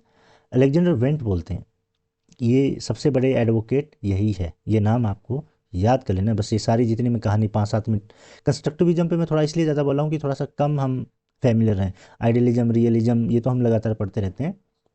ठीक है। अच्छा, अलेक्जेंडर वेंट, इनकी theory social theory of international politics, याद रख लेना। ही सोशल थ्योरी पहले नाम है इसमें, और 1999 में उन्होंने लिखा था। अब ये वर्ड है, ये डायरेक्ट आपके एग्जाम में कहीं ना कहीं आता रहता है। Anarchy is what states make of it. Anarchy वो है जो राज्य उसको बनाते हैं। यानी राज्य, अनार्की तो है, स्टेट कोई गवर्न तो नहीं कर रहा है, लेकिन उसका कोई मूर्त नहीं है, रूप नहीं है, कोई मटेरियल उसका एग्जिस्टेंस नहीं है। जैसा हम बनाना चाहेंगे, जैसे अगर डर का माहौल पूरे वर्ल्ड में बनाना है तो हम, ये जो एक्सिस ऑफ ईवल ये चल रहा था ना अभी, ईरान का, नॉर्थ कोरिया, ये जो कंट्री है, चाइना, ये कंट्री है कि ये खतरा है वर्ल्ड के लिए, तो ये मीडिया भी वैसा दिखाएगा। धीरे धीरे इसको हम जनरेट करते हैं चीज़ें, तो वो एक वैसा अनार्कियल सिस्टम बन जाएगा। अगर इंटरनेशनल जो इंस्टीट्यूशंस है, नॉर्म्स है, उनके बेस पे अगर हम बनाना चाहें तो वैसी सोसाइटी बन जाएगा। इस वर्ड को जो कॉइन किया है वो निकोलस ऑनफ, इनकी बुक है वर्ल्ड ऑफ आवर मेकिंग। ये वर्ल्ड जो है ना, ये जो कंस्ट्रक्टिविज्म है, यहाँ पे ये कोइन इसके द्वारा किया गया है। तो इतना इंपॉर्टेंट नहीं है, क्या पता आ जाए ऐसा भी क्वेश्चंस, तो आप कर सकते हो। लेकिन जो थ्योरी इस पे है, जो मेजर काम है, वो अलेक्जेंडर वेंट का है। तो ये दोनों चीज़ें आप देख लीजिएगा। एक और इसमें थिंकर है, वो है आपके मार्था फिनमोरे। मार्था फिनमोरे हैं, उनका भी काम है वो इसी को देखने की कैसे ये जो नॉर्म्स हैं वो स्टेट के इंटरेस्ट को सेव करते हैं। इंडिया भी, इंडिया का जो फॉरेन पॉलिसी है उसमें ऐसे आइडिया है, ऐसे फाउंडेशन है, जिसे हमारा आर्टिकल 51 है, 51 है ना आई थिंक, कि इंटरनेशनल पीस के लिए हम काम करेंगे। फॉरेन पॉलिसी के ऐसे बहुत सारे जो दूसरे हमारे फॉरेन पॉलिसी के क्या स्टैंड है जो हम लेते हैं, वो भी हम इंटरनेशनल जो नॉर्म्स है उनके बेस पे लेते हैं। ह्यूमन राइट की बात हम करते हैं, एक दूसरे के साथ कोऑपरेशन की बात करते हैं, पीस की बात करते हैं, न्यूक्लियर पावर होते हुए भी बोलते हैं कि नहीं, हम जिस कंट्री के पास में न्यूक्लियर पावर नहीं होगा उस पर अटैक नहीं करेंगे। नो फर्स्ट यूज की हम बात करते हैं। ठीक है, कैसे ये नॉर्म्स है वो स्टेट के इंटरेस्ट को भी डिफाइन करते हैं, सेव करते हैं। तो ये मार्था फिनमोरे हैं, इनकी बुक भी national interest in international society है। ठीक है, थोड़ा देख लीजिएगा, काम आ जाएगा कहीं ना कहीं। चलते हैं आगे। आ गया स्ट्रक्चरल मार्क्सिज्म। मार्क्सिज्म बेसिकली कोई आईआर की थ्योरी वैसे देता नहीं है, और मार्क्सिज्म कोई स्टेट का भी थ्योरी नहीं देता है। वो कह रहा है कि जितने सारे स्टेट है वो सबको एलिमिनेट करना है। तो इसका एक सीधा सा मीनिंग है कि आईआर, मार्क्सिज्म अपने आप में ही एक इंटरनेशनल आइडियोलॉजी है। ठीक है, तो एक तो ये चीज़ है। लेकिन फिर भी हम एग्जाम के पॉइंट ऑफ व्यू से कैसे समझ सकते हैं, यहाँ पे कुछ उनके की कॉन्सेप्ट्स दी गई है, उनको हम देख लेते हैं पहले। ग्लोबल कैपिटलिस्ट स्ट्रक्चर, वो दो ही कैटेगरी में पहले तो डिवाइड करते हैं, कि जो क्लास है किसी भी कंट्री में भी देखेंगे तो एक बुर्जुआ है और एक ये जो वर्किंग क्लास है। तो दो ही है जिनके पास में, एक के पास में रिसोर्सेज है और एक के पास में जो रिसोर्सेज नहीं है। तो कैपिटलिज्म में जो एक ग्लोबल कैपिटलिस्ट स्ट्रक्चर बन गई है, पूरी दुनिया में ही एक क्लास है, कैपिटलिस्ट क्लास है, जो दूसरे लोगों को एक्सप्लॉइट करने का काम करती है। ऐसे ही जो स्टेट है उनमें भी एक कैपिटलिस्ट स्टेट है और दूसरे नॉन कैपिटलिस्ट स्टेट है। तो उनके बीच में ये जो रिलेशन है वो एक्सप्लॉइटेशन और एक्सप्लॉइटेटर का रिलेशन है। ठीक है, और बाद में जो लोग आए उन्होंने इन स्टेट को डिवाइड कर दिया अलग अलग कैटेगरी में। तो उसमें आ गया स्टेट, कोर स्टेट है, पेरिफेरी स्टेट है और सेमी पेरिफेरी स्टेट है। तो ये आगे हम और एक्सप्लेन कर लेंगे। कोर को आप समझ रहे होंगे कि सबसे जो एडवांस होगा, सबसे कैपिटलिस्ट कंट्री है, वो कोर स्टेट आ गया। उसके बाद में आपका पेरिफेरी स्टेट है, पेरिफेरी में वो आ गए जो एडवांस नहीं है और बिल्कुल भी गरीब कंट्री नहीं है, वो बीच की कंडीशन में है, दोनों का कोलैबोरेट करती है। पेरिफेरी का कोर के द्वारा तो एक्सप्लॉइटेशन किया जाता है, और periphery semi peri sorry core के द्वारा एक्सप्लॉइटेशन किया जाता है पेरिफेरी का और सेमी पेरिफेरी दोनों का। लेकिन सेमी पेरिफेरी है, इसका कोर के द्वारा तो एक्सप्लॉइटेशन किया जाता है, लेकिन ये एक्सप्लॉइट करती है पेरिफेरी का। ठीक है, पेरिफेरी सेमी पेरिफेरी समझ रहे होंगे। एक ये चीज़ कोई कोर में आ गई, इसके एक्सक्यूज मी, हाँ, ये यूएसए कोर स्टेट है, इंडिया जैसी कंट्री है वो सेमी पेरिफेरी है, और पेरिफेरी सबसे हाशिए पे कंट्री है, जिसको आप नेपाल या म्यांमार ऐसी कंट्री है। ठीक है, आगे एक्सप्लेन करते हैं। इकोनॉमिक डिटर्मिनिज्म की बात करते हैं। ये कह रहे हैं कि आइडियोलॉजी या जो नेशनल सिक्योरिटी, नेशनल इंटरेस्ट आप जो हम बात करते हैं, वो मैटर नहीं करती है। क्या मैटर करता है? इकोनॉमिक जो फ़ायदा है, इकोनॉमिक इंटरेस्ट है ग्लोबल जो लेवल पे, वो इन्फ्लुएंस करता है डिसीजन लेने का। अगर कहीं पे नेचुरल रिसोर्सेज, अगर वेस्ट जो मिडल ईस्ट में, अरब कंट्रियों में सोर्सेज अगर नहीं निकले होते, ऑयल वहाँ पे या गैस, नेचुरल गैस नहीं होती, तो क्या वहाँ पे इतना वॉर होता? क्या यूएसए, रशिया सब कंट्री वहाँ पे इंटरेस्टेड होती? तो ये जो सवाल है, ये मार्क्सिस्ट जो पर्सपेक्टिव से जो थिंकर है वो उठाते हैं, और फिर ये बात करते हैं कि इन दोनों जो कैटेगरी हम अलग अलग बता रहे हैं, इन कैटेगरी के बीच में कन्फ्लिक्ट है, वो चलता रहता है। अब ये आगे बात करते हैं इंपेरियलिज्म एंड एक्सप्लॉइटेशन की। और कंट्रीज अपना जो कोर कंट्री है, जो कैपिटलिस्ट कंट्री है, वो अपने फ़ायदे को बनाए रखने के लिए ऐसे हथकंडे अपनाती है कि जिससे उनका डोमिनेंस बने उनके मार्केट पे, उनके रिसोर्सेज पे, और जो एक्सप्लॉइटेशन का एक चेन वो इसके थ्रू बना लेते हैं। तो इसी में हम देख सकते हैं व्लादिमीर लेनिन है, जो यूएसएसआर का जो फाउंडर है, उन्होंने बुक लिखा था उसी समय, imperialism the highest stage of capitalism. उन्होंने बोला था कि आज का जो ये जो कैपिटलिज्म है वो साम्राज्यवाद के आधार पे है, इसका ये हाईएस्ट पॉइंट आ गया है। और कैसे वो डिफ़ाइन करते हैं इंपेरियलिज्म को? वो डिफ़ाइन करते हैं कि ये जो है वो क्यों इसको पॉलिसीज़ के रूप में कंट्री साम्राज्यवाद को अपनाते हैं? वो अपनाते हैं कि अपने डोमेस्टिक इकोनॉमिक क्राइसिस है उसको वो फुलफिल करने के लिए ये जो पॉलिसी है, साम्राज्यवाद है, उसको अडॉप्ट किया जाता है। इसको आप समझ सकते हैं कि कैसे पॉलिसी को ये अडॉप्ट करते हैं। सिंपली ये समझिए कि यूएसए के अंदर क्राइसिस हो जाए, लोग प्रोटेस्ट करने लग जाए, तो जो कैपिटलिस्ट कंट्री है, कोर जो कंट्री है, वो फिर ऐसे पॉलिसी बनाएगा जिससे उनके पास में ज़्यादा से ज़्यादा रिसोर्सेज आए, और वो ज़्यादा से ज़्यादा यहाँ एक्सप्लॉइट करके अपने लोगों के लिए वो जो है वेल्थ को ड्रेन करे, और वहाँ पे वो लोगों को, अपने लोगों को खुश करे। ठीक है, तो ये उन्होंने बहुत पहले उसी समय ये जो है वो निकाला था, और उन्होंने बताया था कि ये साम्राज्यवाद का कैसा मैकेनिज्म काम करता है। तो एडवांस कंट्री है वो ज़्यादा से ज़्यादा रिसोर्सेज को एक्सप्लॉइट करती रहती है अपने डोमेस्टिक इकोनॉमिक क्राइसिस को मिटिगेट करने के लिए। तो ये एक उनमें कंपटीशन चलता है। और इसके अलावा इनकी जो कॉन्सेप्ट है मार्क्सिज्म में, वो है हेजेमनी और आइडियोलॉजी का। अब इस पूरे जो चेन आपको अभी मैंने बताया, उसको मेंटेन करने के लिए क्या करते हैं कि ये नहीं कि हर टाइम ये कंट्री दूसरों को अटैक ही करती है, उनको डराती है, मिलिट्री का यूज करती है, ऐसा नहीं है। ये कह रहे हैं कि एक हेजेमनी, एक कल्चरल, एक ऐसा जो नॉर्म्स या वैल्यू ये सेट कर देते हैं कि यूनिवर्सली उनको सारे लोग अडॉप्ट करते हैं, या मजबूरी में उनको अडॉप्ट करना पड़ता है।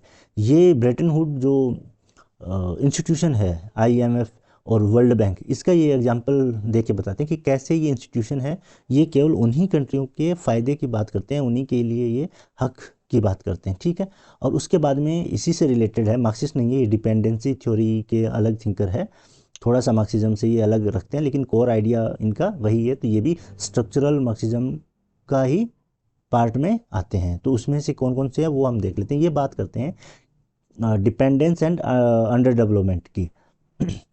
तो जो कंट्रियाँ जहाँ पे डेवलपमेंट नहीं हो रहा है, वो ये एक्सप्लेन करने की कोशिश करते हैं कि क्यों नहीं हो रहा है। कोर कंट्रियों में ही पूरा डेवलपमेंट क्यों हो रहा है, जो पेरीफेरी और सेमी पेरीफेरी की कंट्री है उनमें डेवलपमेंट क्यों नहीं हो रहा है।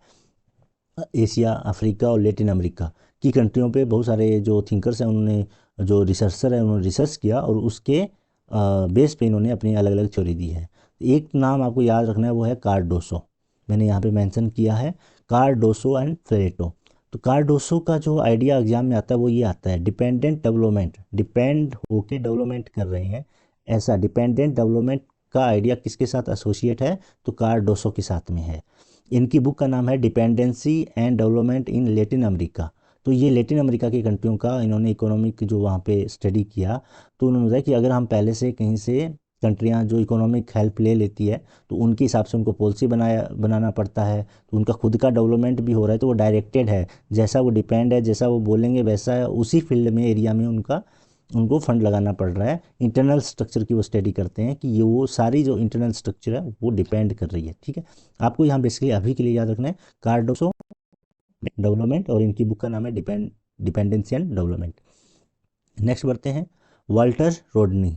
वाल्टर रोडनी ने एक बुक लिखा था how Europe under developed Africa, कि यूरोप का क्या योगदान है, कैसे उसने अफ्रीका को अंडर डेवलप्ड रखा, अंडर डेवलप्ड को अल्प विकास उसका रहा अफ्रीका का। ठीक है, तो ये आप सिंपल से समझ सकते हो कि जो कॉलोनियलिज्म था उसको कैसे नियो कॉलोनियल पावर में आ गया। तो आपको यहाँ पे बस कुछ है नहीं एक्सप्लेन करने को, ये नाम याद रखना है वाल्टर रोडनी का और उनकी बुक का, how Europe under developed Africa. ऐसा ही आपको सेंटोस का नाम याद रखना है, इनकी जो बुक है वो है द स्ट्रक्चर ऑफ डिपेंडेंस, जो हम डिपेंड कर रहे हैं वो उसकी क्या स्ट्रक्चर है।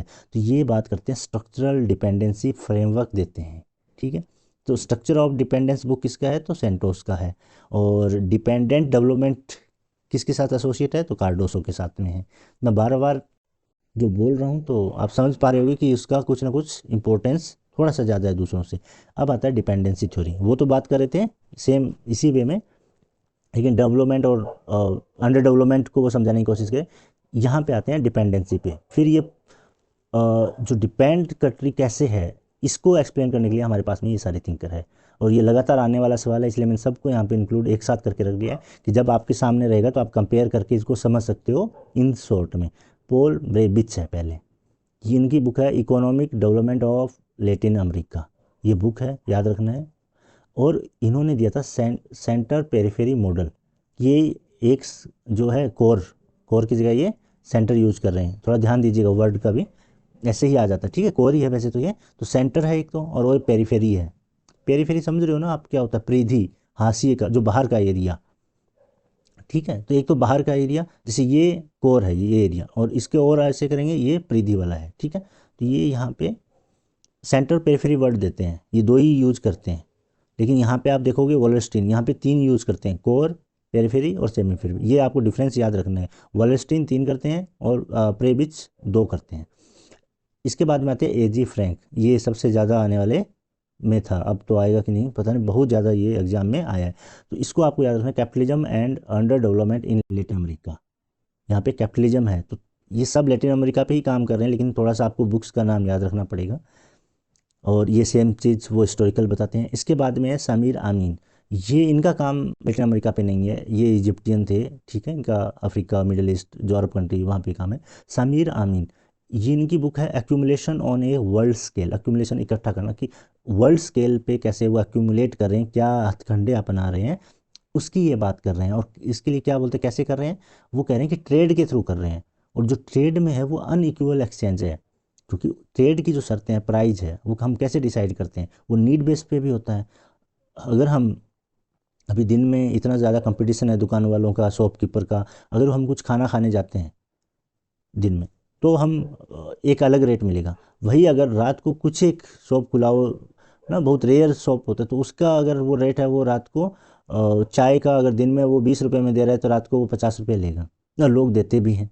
ऐसी ही जो लोकेशन है, जैसे हम कहीं घूमने जाते हैं है ना, हिल एरिया में, तो वहाँ पे ये अगर हमें यहाँ पे 50 रुपये में मैगी बना के दे रहा है, 30 रुपीज़ में दे रहा है एक, वहाँ पे वो अगर 200 ले रहा है तब भी लोग देते हैं। तो अनइक्वल सो एक्सचेंज हो जाता है, ये तो नहीं है कि हाँ इसका प्राइस इतना है तो अब उसका यही होगा। तो ये क्या कह रहे हैं कि जो कोर की कंट्रियां हैं, जो डेवलप्ड कंट्री है, वो अपने हिसाब से नियम शर्तें लगाती है। अगर हम अपना कच्चा माल दे रहे हैं तो उसका कम पैसा देंगे, बने हुए माल का ये ज़्यादा लगाते हैं। तो जो एक्सचेंज हो रहा है ना ट्रेड का, वो अनइक्वल है, वो उन कंट्रियों के ज़्यादा फेवर में जा रहा है, इसलिए हो रहा है। तो आपको यहाँ पे याद रखना है बस, अनइक्वल एक्सचेंज का कॉन्सेप्ट समीर अमीन के साथ में जुड़ा हुआ है। डिपेंडेंसी थ्योरी का ये भी एडवोकेट है। सेंटर पेरिफेरी मॉडल प्रेबिस का है। पोल बरान भी बहुत इंपॉर्टेंट है। इनकी बुक है the political economy of growth, की जो ग्रोथ की जब बात आ रही है उसका क्या, उसके साथ में क्या पॉलिटिक्स अटैच्ड है। और इसमें ये एक इनका जो स्टडी है इसमें ये भी ये पाते हैं कि लोकल एलिट है वो हेल्प करते हैं इस पूरा डिपेंडेंसी को बने रहने में। लोकल एलिट कैसे हेल्प करते हैं, क्योंकि जो लोकल कैपिटलिस्ट क्लास है हमारे देश के, जो पूंजीपति है, वो जो बड़ी कंपनीज है बाहर के बड़े पूंजीपति हैं उनके साथ में कोलैबोरेट कर लेते हैं, या वो कंपनियां उनको पैसा दे देती है तो उनका भी फ़ायदा होता है और वो बाहर वाली कंट्रियों का भी होता है। लेकिन देश का जो स्ट्रक्चर है, देश है, वो डिपेंडेंट ही रहता है। तो लोकल एलिट का अगर कहीं कॉन्सेप्ट आएगा तो वो पोल बरान के साथ में जुड़ा हुआ है। ठीक है। एमिनुअल वॉलरस्टीन की जो हम बात कर रहे थे, इनकी एक थ्योरी है वर्ल्ड सिस्टम थ्योरी, और द मॉडर्न वर्ल्ड सिस्टम इनकी बुक का नाम है। ये जो रेड और कलर में किया है प्लीज़ इसको थोड़ा सा एडिशनली ध्यान में रखना है, और मैंने सब चीज़ों को ही कर दिया, कहीं पे बोल्ड कर दिया है, तो आप देख रहे हो कितना बेसिक्स है, मैंने कुछ इसमें एक्स्ट्रा चीज़ लिखा ही नहीं है। The modern world system book किसका है, तो वॉलरस्टीन का है। वर्ल्ड सिस्टम थ्योरी भी इन्हीं का है, और ये 3 कैटेगरी में डिवाइड कर देते हैं, मैंने पहले बता दिया। अब हम बढ़ते हैं आगे। अर्ग ईरी एमेनुअल वट एवर, ठीक है, प्रोनाउंस कर लीजिएगा अपने हिसाब से। इनका है अनइक्वल एक्सचेंज पे, मैंने इसको जानबूझ के रखा क्योंकि 2 थिंकर है तो आप कंफ्यूज नहीं हो जाओ। यहाँ पे सामिर अमीन के साथ में ये एमेनुअल है, इनका भी आता है, ठीक है, वही सेम बात ये करते हैं। अभी है ये है गलेनियोनो गले जो भी है, ठीक है, आप इसको पढ़िए अच्छे से, एडोरेडो गलेनियो। ये जो है ये बुक लिखते हैं open Venice of Latin America, और ये लेटिन अमेरिका का जो एक्सप्लोइटेशन होता है हिस्टोरिकली उसको ये एक्सप्लोर करते हैं। इस पर बुक लिखा है तो मैंने इंक्लूड कर दिया है 1-2 लोगों को भी, ये नए लगे मुझे, ठीक है, तो आप लोग इसको थोड़ा सा देख लीजिएगा, कहीं ऑप्शन में आएगा तो आप कर सकते हैं। अब आते हैं क्रिटिकल थ्योरी पे। क्रिटिकल थ्योरी क्या होता है, बेसिकली कंफ्यूज नहीं होना है। क्रिटिकल थ्योरी जो नियो मार्क्सिज्म है उसका ही एक दूसरा नाम मान लीजिए। वो कोई एक सेट ऑफ प्रिंसिपल्स नहीं देते हैं कि ऐसा सिस्टम बनना चाहिए, क्योंकि मार्क्सिज्म तो देता है। ये लोग बस क्रिटिक करते हैं जो पावर स्ट्रक्चर है, जो एक्सप्लॉयटेशन है, अभी जो इनइक्वलिटी है कंट्रियों के बीच में, उनको ये क्रिटिसाइज करते हैं और कहते हैं कि मानवीय होना चाहिए। तो क्रिटिक ऑफ हेजेमनी, जो पावर एक स्ट्रक्चर है उसका हेजेमनी का क्रिटिक करते हैं, और इमेंसिपेशन की बात करते हैं, लिबरेशन की बात करते हैं। ठीक है, समझ में आ गया, इसमें कुछ है नहीं। सबसे आप ये याद रखना है, रॉबर्ट कॉक्स, इसको नियो ग्राम्सियनिज्म भी बोला जाता है। ग्राम्सी का ये रिवाइव करते हैं, या उसके आइडिया के बेस पे। ग्राम्सी को आप जानते होंगे, हेजेमनी का उनका कॉन्सेप्ट है, ठीक है, तो यहाँ पे एक्सप्लेन नहीं कर सकते। और कॉक्स को देखिए, production power and world order, ये इनकी बुक है, प्रोडक्शन पावर वर्ल्ड ऑर्डर। ये बुक आ जाए तो रॉबर्ट कॉक्स की है। और इनका एक ये जो आइडिया है ये आपके एग्जाम में आएगा, वो है theory is always for someone and for some purpose. क्या मीनिंग है, सिंपल सा इसका मीनिंग ये है कि जो भी थ्योरी बन रही है वो वैल्यू फ्री नहीं है, उनका कोई ना कोई उसके पीछे उद्देश्य ज़रूर होता है। ऐसे ही नहीं है कि वो न्यूट्रल है। फॉर एग्जांपल फुकुयामा एक बुक लिखते हैं एंड ऑफ हिस्ट्री, और बोलते हैं कि अभी जो है वो आइडियोलॉजिकल जो वॉर था वो ख़त्म हो गया, और सबसे जो एक्सेप्टेड फॉर्म है वो लिबरल डेमोक्रेसी बन गया। सारे कंट्रियों में यही एक्सेप्ट कर लिया, यही हम एक एंड पे पहुंच गए हैं, इससे आगे कोई आइडियोलॉजिकल वार नहीं होगा, ये बात करते हैं ना। तो वो अपने आप में एक आइडियोलॉजी है। एंड ऑफ जो हिस्ट्री की बात करें, एंड ऑफ आइडियोलॉजी की बात करें, वो भी एक आइडियोलॉजी बन गया है। सिंपल सा कहने का है कि वो जो कैपिटलिस्ट क्लास जो आइडियोलॉजी है लिबरल डेमोक्रेसी थ्रू, उसको वो प्रमोट करने की बात कर रहे हैं, तो वो भी एक किसी न किसी पर्पज़ के लिए हो रहा है, किसी न किसी के हित के लिए हो रहा है। बस ये याद रखना, ये ऐसे अगर बात कर रहा है वो कॉक्स है, और ये बुक है उनका, बहुत ही मोस्ट इंपॉर्टेंट में है ये। इसी का एक साथी है जो क्रिटिकल थ्योरी में दूसरे आईआर पे काम करने वाले, वो है लिंक लेटर। लिंक लेटर क्या करते हैं, लिंक करते हैं। लिंक लेटर है, उनकी बुक का नाम है ट्रांसफॉर्मेशन ऑफ पॉलिटिकल कम्युनिटी, और वो भी इमेंसिपेटरी जो पॉलिटिक्स की बात करते हैं, मुक्ति वाली, कि जो एक्सप्लॉयटेशन है, डोमिनेशन है, एक्सक्लूजन है, उसको ये कम करने की ये बात करते हैं, वो नहीं होना चाहिए। तो इनकी जो थ्योरी है वो कॉस्मोपॉलिटियन आइडिया को जो ग्लोबल सिटीजनशिप और यूनिवर्सल राइट के साथ में ऐड करते हैं। तो सिंपल सी बात है, ग्लोबल जो सिटीजनशिप, जो अगर आपने नहीं देखा होगा तो प्लीज़ एक बार सिटीजनशिप पे एक लेक्चर है वो आप देख लीजिएगा, और बहुत ही अच्छे से बनाया, आपके काम आ सकता है इस एग्ज़ाम में, तो एक बार उसको आप थोड़ा देख सकते हो। और ये यूनिवर्सल राइट्स की बात करता है, ठीक है, इसमें कोई खास नहीं है, लिख लेते हो। उसके बाद में ये हेबरमास है। आईआर में इनका स्पेशली वर्क तो नहीं है, इन जनरल ये लिखते हैं, लेकिन ये बात करते हैं कम्युनिकेटिव रेशनलिटी एंड लेजिटिमेसी की ग्लोबल गवर्नेंस में, और डोमेस्टिक में भी, ग्लोबल जो गवर्नेंस में भी, ठीक है। तो हेबरमास को थोड़ा देख लीजिए। और यहाँ पे मैंने आपके ऐसे ही मेंशन कर दिया है, थोड़ा सा और आइडिया आ जाए। फ्रैंकफर्ट स्कूल से आता है, फ्रैंकफर्ट स्कूल ही नियो मार्क्सिज्म का जो स्कूल माना जाता है। इसमें होर्खहाइमर है, थियोडोर अडोर्नो है, ये इसके फादर या जो अगरदूत जब चलाने वाले लोगों में थे। तो यहाँ पे मेंशन कर दिया कि एक आपको आइडिया आ जाए। आपको यहाँ पे याद रखना है दो लोगों का विशेष रूप से, वो रॉबर्ट कॉक्स है और लिंक लेटर है। चलिए टाइम ज़्यादा हो जाएगा, आगे। अब आता है फेमिनिज्म।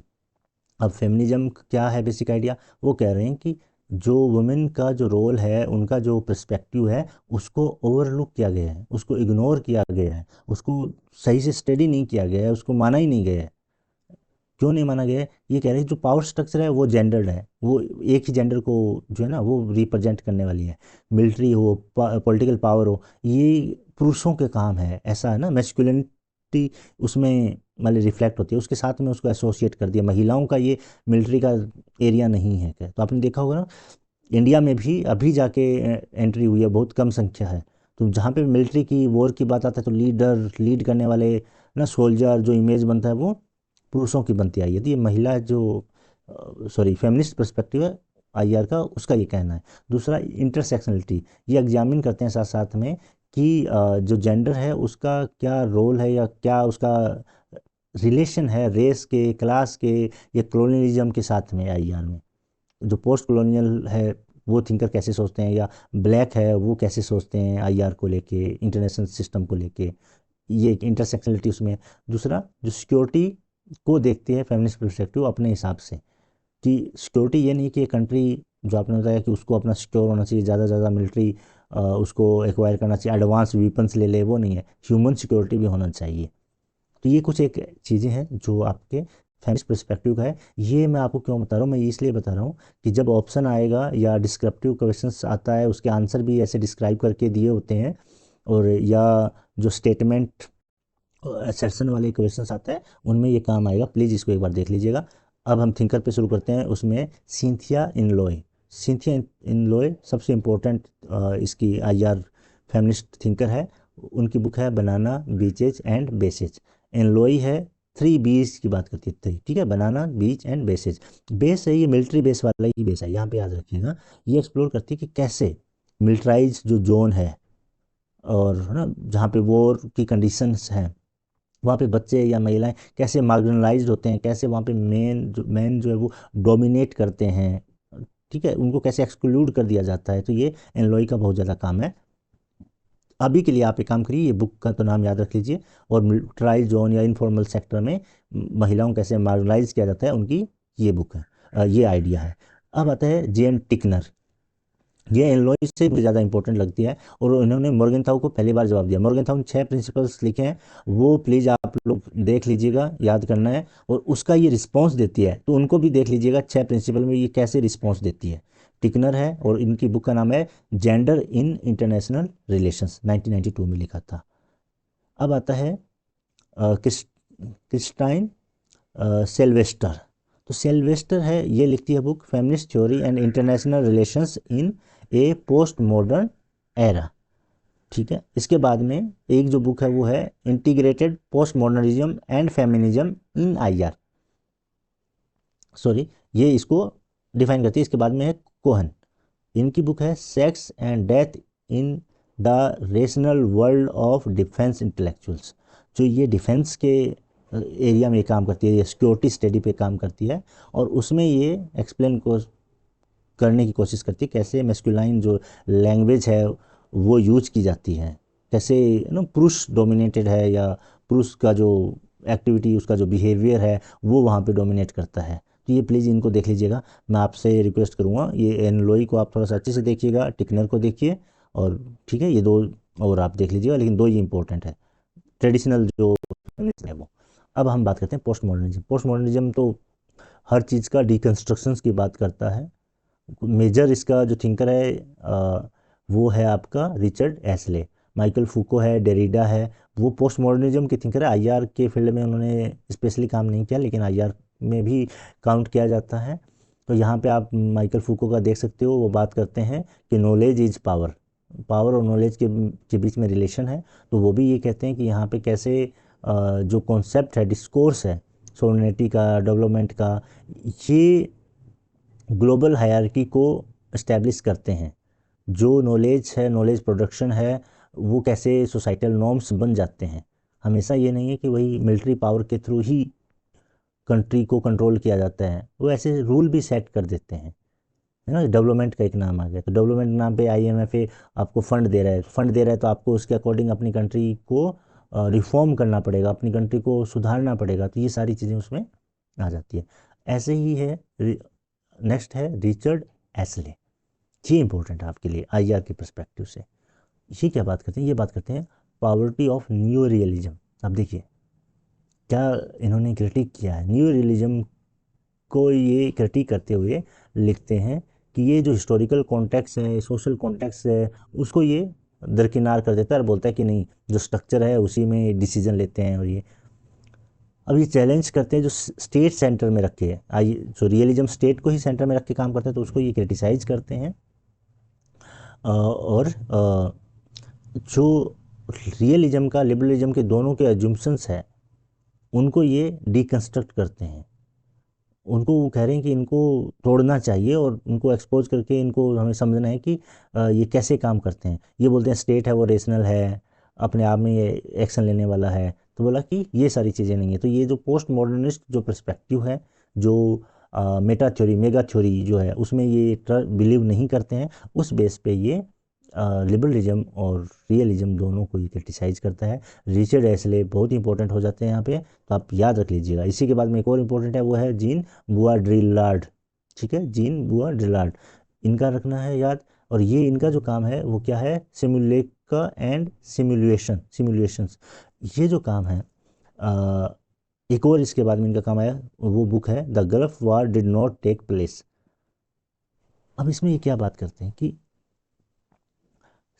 रियल में कुछ चीज़ें नहीं हैपन होती है, लेकिन उनको वैसा प्रेजेंट किया जाता है, उनका वैसा मिथ तैयार किया जाता है कि वो लगने लग जाती है कि हाँ ये सच्चाई है।